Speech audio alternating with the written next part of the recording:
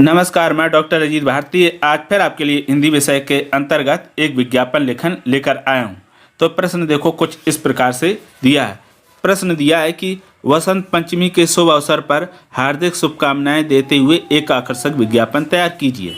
ठीक है, प्रश्न या तो इस तरह से पूछा जाता है, नहीं तो ऐसे पूछा जाता है कि वसंत पंचमी के शुभ अवसर पर हार्दिक शुभकामनाएं देते हुए लगभग 60 शब्दों में एक आकर्षक विज्ञापन तैयार कीजिए। या फिर ऐसे पूछा जा सकता है कि वसंत पंचमी के शुभ अवसर पर हार्दिक शुभकामनाएं देते हुए 25 से 30 या 30 या 40 या 50 शब्दों में, यानी ऐसे अलग अलग तरह से कितने भी शब्दों में 30, 40, 50, 25 कोई भी हो, या फिर ना दिया हो, आपको तो लगभग 50 के आसपास ही बनाना है। इसमें देखो लगभग उतने में बनता ही है। तो सबसे पहले क्या करेंगे, प्रश्न को पढ़ के समझ लेंगे। तो किस पर बनाना, वसंत पंचमी के शुभ अवसर पर शुभकामनाएं देते हुए, हार्दिक शुभकामनाएं। ठीक है, तो सबसे पहले लिख लेंगे उत्तर। उत्तर के बाद लिख देंगे वसंत पंचमी पर विज्ञापन। अगर आपको प्रश्न पढ़कर समझकर ये समझ में आए कि क्या लिखें यहाँ पर, जैसे मैंने लिखा वसंत पंचमी, तो आप उसके स्थान पर लिख दो विज्ञापन लेखन। कहने का मतलब ये, आप चाहे वसंत पंचमी पर विज्ञापन लिख दो या फिर विज्ञापन लेखन लिख दो, दोनों में से किसी एक को लिख देना। ठीक, कोई दिक्कत नहीं है। अब उसके बाद पेन और स्केल की सहायता से एक हम पूरे पेज में क्या करेंगे, बना लेंगे बॉक्स ऐसे इस तरह से। ये देखो ये बन गया बॉक्स, ऐसा बॉक्स। अब क्या करेंगे, नीचे की लाइन छोड़ देना, ठीक है, और फिर ऊपर ऐसे बॉक्स बना लेना, पूरा पेज लेना। जो उत्तर लिखोगे उसकी एक लाइन छोड़ देना और अंत की लाइन छोड़ देना। फिर क्या करोगे, नीचे भी आप लगभग 2-3 लाइनें छोड़ दो, ताकि यहाँ पर जिसने विज्ञापन करवाया है या करवाने के लिए कहा उसके बारे में पता लिख पाएँ। ठीक, ये ध्यान रखना। अब शुरू करते हैं। तो सबसे पहले आप क्या करेंगे, विज्ञापन का लिखेंगे शीर्षक। तो शीर्षक क्या है, देखो, सभी देशवासियों को वसंत पंचमी की हार्दिक शुभकामनाएं। तो ये देखो, ये तो सामान्य आकार में लिखे हुए शब्द हैं, और वसंत पंचमी इसको हमें बड़ा लिखना, क्योंकि जब भी विज्ञापन लिखोगे तो उसमें जो मुख्य शीर्षक होता है वो बड़ा और बोल्ड में रखना, यानी ऐसी डार्क कर देना पेन से। और चाहो तो स्टाइल में लिख दो, नहीं तो सामान्य वर्डों में भी चलेगा। ठीक है, उसके पश्चात फिर यहाँ हम बना देंगे एक छोटा सा चित्र मीड़ा का। देखो ये चित्र बना दिया और ये 2 मोर पंख बना दिए। बहुत आसान है। ऐसी 2 लाइनें खींचेंगे और ये इस तरह कटोरा जैसे बना दोगे, यहाँ फूल जैसा बना दो और ये घुमा कर दो, ये बन गया।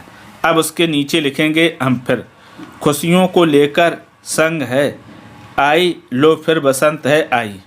यानी खुशियों को लेकर संग है आई, लो फिर बसंत है आई।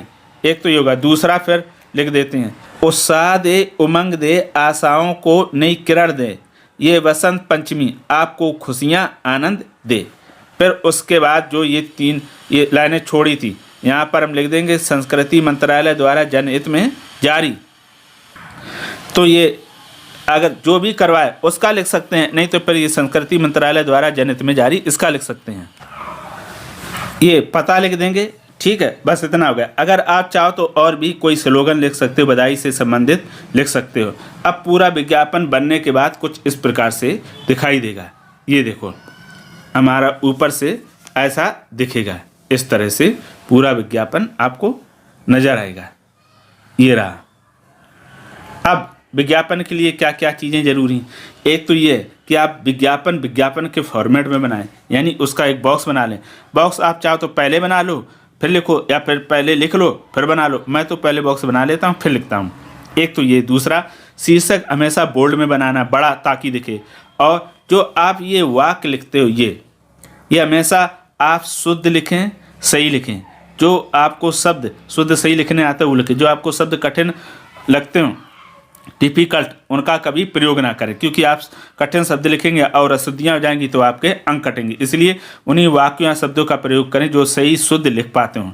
ठीक। और अंतिम क्या करेंगे, जैसे आपको ये समस्या आती कि इसको सीखे कैसे, तो प्रैक्टिस करने के लिए सबसे अच्छा तरीका, जैसे ये विज्ञापन है, आप इसको देखकर एक बार बना लो, 2 बार बना लो, फिर बगैर देखे तीसरी बार बनाओ, तीसरी बार बगैर देखकर बनाने के बाद फिर आप मिलान कर लो, जो गलतियां रही उनको सुधार लो। ऐसे आप इसको सीख जाएंगे और दूसरे विषयों की भी आप विज्ञापन क्या है आसानी से अभ्यास करके सीख जाएंगे बहुत ही कम समय में।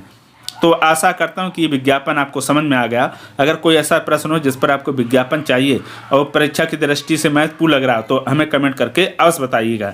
और ये भी बताइए कि विज्ञापन आपको कैसा लगा, कोई कठिनाई आई हो तो भी हमें बताइएगा। हिंदी से संबंधित इसी प्रकार के कंटेंट यानी विषय वस्तु आपको इस चैनल पर मिलती रहेगी। आप इस विज्ञापन को दूसरे भी छात्रों को क्या करें, शेयर करें, ताकि वो भी इसका लाभ उठा सकें। तो फिर आज के लिए इतना ही। अब हम फिर मिलेंगे किसी नए विषय के साथ, तब तक के लिए धन्यवाद।